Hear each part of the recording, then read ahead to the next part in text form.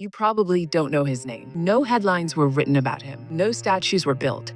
No trending hashtags. But hundreds of dogs knew exactly who he was, and they loved him more than most humans ever could. This is the story of a man who fed hundreds of stray dogs every single day and died alone in a cold hospital bed. In a small corner of a city that moved too fast lived a man who moved at the pace of love. He had no fancy house, no family by his side. What he did have, though, was a heart wide enough to carry the weight of every abandoned animal he met. Every morning, without fail, he pushed an old cart filled with scraps, biscuits, and plastic bowls. He walked miles, sometimes barefoot, in rain, in heat, even when his body ached, because there were dogs waiting. To most people, they were just strays, dirty, dangerous, easy to ignore. But to him, they were hungry souls, silent cries, innocents who never asked to be born in the street. He didn't speak much, but he didn't need to. The wag of a tail, a grateful lick,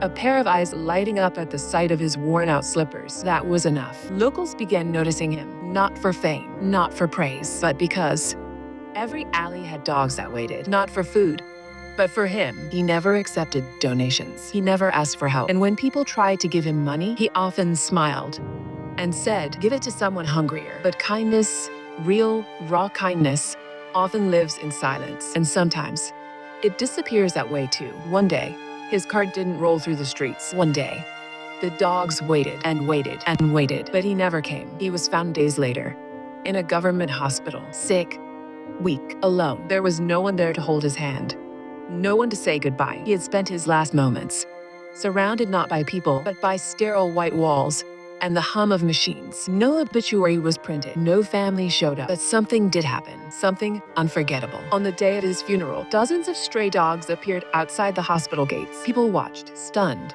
as the animals sat silently, almost like a vigil. Some even followed the ambulance to the cremation ground. They knew. They felt it. They remembered the man who had remembered them. How many of us passed by a stray without a glance? How many of us scrolled past stories like these, thinking it's someone else's job? This man never had much, but he gave everything. Not for attention, not for applause, but because kindness was the only language he ever spoke. And in the end, the only creatures who truly understood it were the ones with paws. Today, the streets are quieter. The dogs still wander, still wait. But somewhere in the wind, in the rustle of leaves, in the quiet bark of a lonely pup, you can almost hear it. A whisper, memory of a man who fed them, loved them when no one else did. He may have died alone, but his love lives on in every tail wag, in every soft howl beneath the moon. Sometimes, the people who do the most for the world are the ones the world forgets first, but not us, not today. We remember him. If this story touched you even a little, go out today,